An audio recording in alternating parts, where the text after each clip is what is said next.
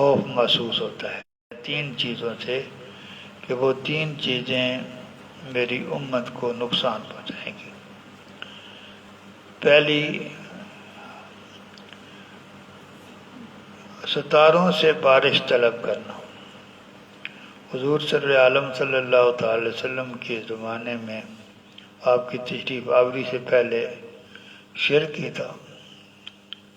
اللہ تعالیٰ کو چھوڑ کر دوسری چیزوں کی عبادت بھی ہوتی تھی، ان سے مرادیں بھی مانگی جاتی تھی، بارش بھی ان سے مانگی جاتی تھی۔ جس چیز سے سب سے زیادہ وہ بارش مانگتے تھے، ستاروں سے وہ بارش مانگتے تھے۔ تو فرمایا یہ ایسی چیز ہے، مجھے خوف ہے کہ اس سے میری امت کو نقصان پہنچے گا۔ شرک سے نقصان تو پہنچنا ہی ہے، شرک کی کوئی بھی نوعیت ہو، یہ شرک کی صرف ایک نوعیت ہے، باقی کوئی بھی شرک کی نوعیت ہو وہ ایمان والوں کے لیے تو تباہ کن ہے۔ دوسری چیز جس سے مجھے خوف آتا ہے وہ بادشاہوں کا ظلم ہے۔ جب بادشاہ ظلم کریں گے تو یہ صورتحال میری امت کے لیے انتہائی تکلیف دہ ہوگی، مجھے اس سے بھی بڑا خوف آتا ہے۔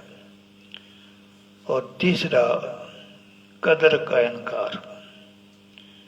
جن چیزوں پر ایمان لانا ضروری ہے، آپ پڑھتے ہیں صفت ایمان مفصل میں، آمنت باللہ وملائکتہ وکتبہ ورسلہ والیوم الآخر والقدر خیرہ وشرہ من اللہ تعالی۔ اس بات پر ایمان لاتا ہوں کہ تقدیر جو بھی ہو، اچھی ہو یا بری ہو، وہ اللہ تعالیٰ کی طرف سے ہے۔ یہ ان چیزوں میں ہے جن پر بنیادی طور پر ایمان لانا ضروری ہے۔ تو امت مسلمہ میں ایسے لوگ گزرے ہیں جو مسلمان ہو کر بھی قدر کا انکار کرتے تھے۔ غیر مسلم اقوام میں تو کافی ہیں، لیکن مسلمانوں میں بھی ایسے فرقے تھے۔ تو فرمایا تیسری یہ چیز ہے جسے مجھے خطرہ محسوس ہوتا ہے اپنی امت کے لیے۔ پہلی شرک، دوسری بادشاہوں کا ظلم، اور تیسری تقدیر کا انکار۔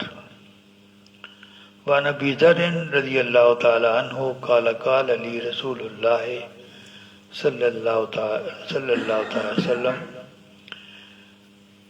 ستۃ ایام آکل یا ابا ذر ما یقال لک بعد فلما کان اليوم السابع قال اوصیک بتقوی اللہ فی سر امرک وعلانیتہ وَإِذَا أَسَأْتَ فَأَحْسِنْ وَلَا تَسْأَلَنَّ أَحَدًا شَيْئًا وَإِنْ سَكَتَ صَوْتُكَ وَلَا تَقْبِضْ أَمَانَةً وَلَا تَكْذِبْ بَيْنَ اثْنَيْنِ۔ حضرت ابو ذر رضی اللہ تعالیٰ عنہ سے مروی ہے، فرماتے ہیں حضور سر عالم صلی اللہ تعالی وسلم نے مجھے وقت سے پہلے بتایا۔ ابو ذر 6-7 دن کے بعد تمہیں کوئی بات کہی جائے گی، اس کو صحیح سمجھنا اور اس پر عمل کرنا۔ فرماتے ہیں جب 7واں دن آیا تو حضور صلی اللہ علیہ وسلم نے مجھے یہ فرمایا، اے ابو ذر میں تجھے وصیت کرتا ہوں، اسی کا میں تجھے وصیت کرتا ہوں کہ جو معاملات تمہارے ظاہری ہیں ان میں بھی، اور جو تمہارے خفیہ معاملات ہیں، انسان کی کچھ چیزیں وہ ہوتی ہیں جن کو وہ اپنی ذات تک رکھتا ہے، کچھ وہ ہوتے ہیں جن کو چند لوگ ہوتے ہیں جن تک جاتی ہیں، باقی کسی کو علم نہیں ہوتا۔ جو تمہارے ظاہری معاملات ہیں ان میں بھی، اور جو تمہارے خفیہ معاملات ہیں ان تمام میں اللہ تبارک و تعالیٰ سے ڈرتے رہنا۔ پہلی نصیحت یہ فرمائی، اور دوسری نصیحت یہ فرمائی کہ جب کوئی غلطی ہو جائے تو اس کے بعد کوئی اچھائی کرنے کی کوشش کرو۔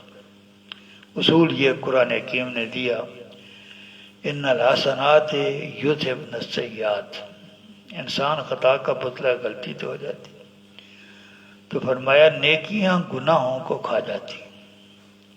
نیکیاں گناہوں کو کھا جاتی ہیں. کوئی غلطی ہو جائے انسان کو پتہ ہوتا ہے مجھ سے یہ غلطی ہو گئی ہے، مانتا تو نہیں ہے، پتہ ہوتا ہے اس کو. تو انسان کو جب یہ محسوس ہو کہ مجھ سے غلطی ہو گئی ہے تو اس کے بعد کوئی نیکی کرے. نیکی کی کئی صورتیں ہوتی ہیں. جو صاحب حیثیت ہیں وہ کوئی صدقہ کریں، کسی غریب کی مدد کرتے ہیں. کوئی آدمی 2 نفل پڑھتے، نفل بھی نہیں پڑھ سکتا تو کوئی ایک تسبیح درود شریف پڑھ دے، کلمہ طیبہ بھی کرتے، تسبیح پڑھتے، کوئی نہ کوئی نیکی کرے تو اس سے وہ جو برائی اس سے ہو گئی ہے اس کا اثر جو ہے وہ اللہ تعالیٰ اس کو مٹا دے. اور تیسری فرمایا کسی آدمی سے کچھ نہ مانگو، کسی آدمی سے کچھ نہیں، یہ مانگنے کی عادت چھوڑ دو. فرمایا یہاں تک کہ اگر تم گھوڑے پر سوار ہو اور تمہارے ہاتھ سے جو کوڑا ہے وہ گر جائے تو کسی سے سوال نہ کرو کہ مجھے اٹھا کے دو، خود اترو اور اٹھا کے پھر گھوڑے پہ سوار ہو. یہ حضور صلی اللہ علیہ وسلم. اور چوتھی فرمایا کسی آدمی کی امانت کو اپنے قبضے میں نہ رکھو، اس کا پورا کرنا بڑا مشکل ہے. امانت کو اپنے پاس نہ رکھو. اور آخری یہ فرمایا کہ 2 آدمیوں کے درمیان فیصلہ کرنا کبھی اپنی ذمہ داری نہ بنانا. 2 آدمیوں کا کوئی مسئلہ ہو تو اس کے درمیان جج نہ بننا، یہ بھی کام بڑا مشکل ہے کیونکہ عدل کرنا پڑتا ہے اور عدل مشکل ہو جاتا ہے. جن 2 آدمیوں کا جھگڑا ہے وہ تو اسی صورت میں تمہیں پسند کرے گا کہ اس کے حق میں فیصلہ کرو. اس کا حق بنتا ہے یا نہیں بنتا، اس کا مطالبہ یہی ہوگا کہ میرے حق میں فیصلہ ہو. تو ایک نہ ایک تو ناراض ہوگا. جب تم 2 کے درمیان فیصلہ کرو گے تو ایک تو ناراض ہوگا. یہ تو ممکن نہیں ہے کہ وہ کہیں گے اس نے حق کا فیصلہ کیا تو ہم اس سے خوش ہو جائیں. جس کے حق میں فیصلہ نہیں ہوگا وہ ناراض ہو جائے گا. اس لیے 2 کے درمیان فیصلہ کرنے کی ذمہ داری اگر تمہارے ہاتھ آتی ہے تمہارے پاس تو اس سے بچنے کی کوشش کرو. وعن ابی امامہ رضی اللہ تعالی عنہ عن النبی صلی اللہ تعالی وسلم انہ قال ما من رجل یلی امر عشرۃ فما فوق ذلك الا اتاه الله عز وجل مغلولا یوم القیامت یدعو الی عنقہ فکہ برہ او اوبقہ اسمہ اولها ملامۃ واوسطها ندامۃ واخر یوم القیامہ.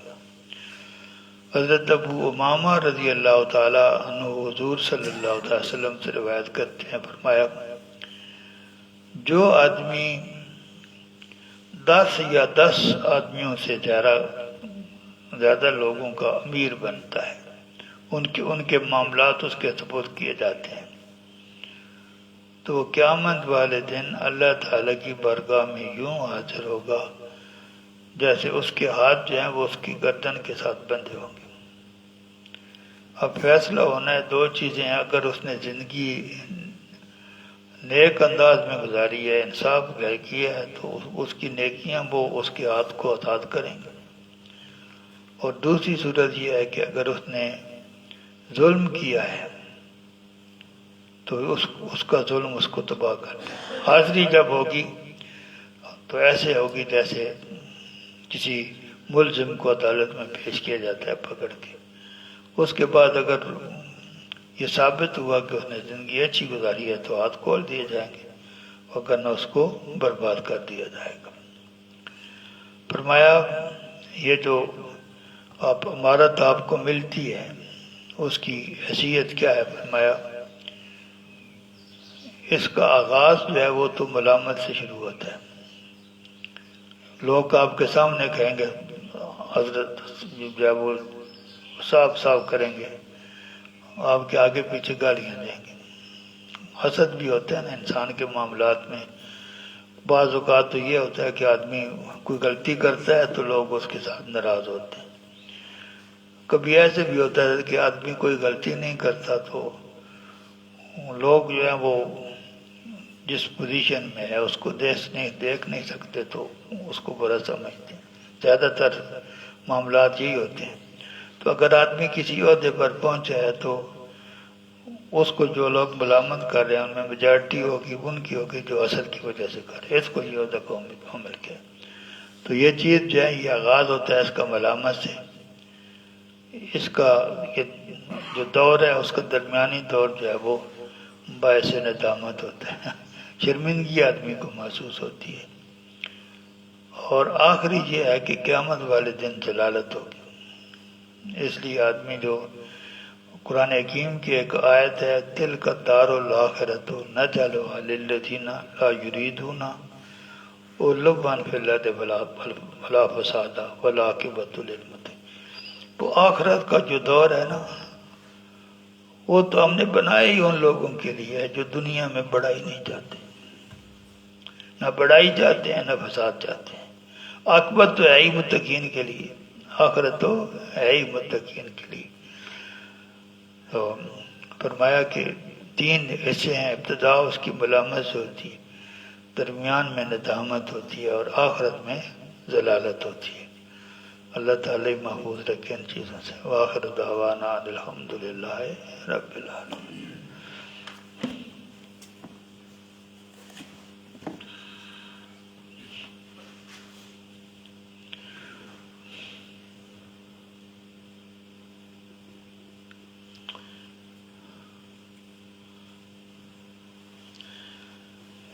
دعا قنوت کے پاس ایک دعا بھی بعض لوگ پڑھتے ہیں, ہمارے یہاں نہیں پڑھی جاتی.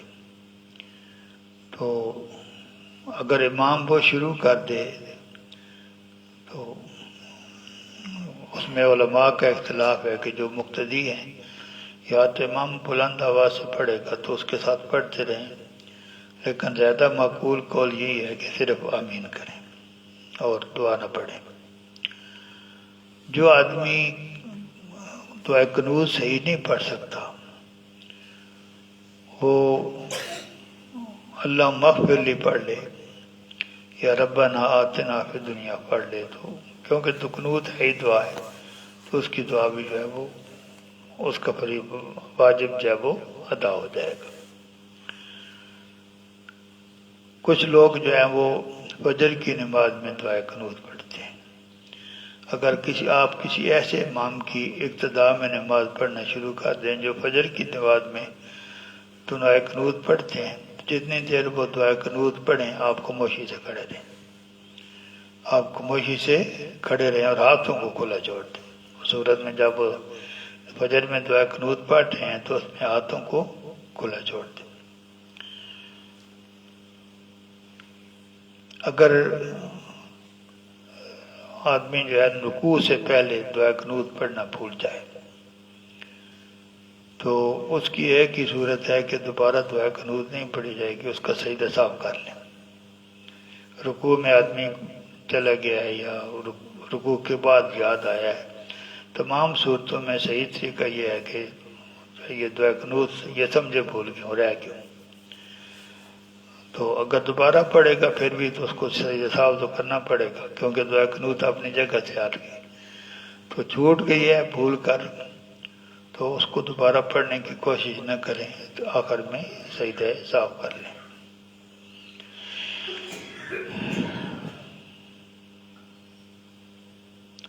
آپ نماز پڑھ رہے ہیں وتر کی نماز وہ دعا جماعت کے ساتھ پڑھ رہے ہیں تو امام جو ہے وہ ابھی آپ نے دعا قنوت ختم نہیں, امام رکوع میں چلا گیا. تو اگر آپ دعا قنوت ختم کر کے رکوع میں شامل ہو سکتے ہیں امام کے ساتھ پھر اس کو مکمل کریں. لیکن اگر یہ خیال ہو کہ امام صاحب رکوع سے اٹھ جائیں گے میں مکمل کروں گا, دعا قنوت کو چھوڑ دیں اور امام کے ساتھ شامل ہو جائیں.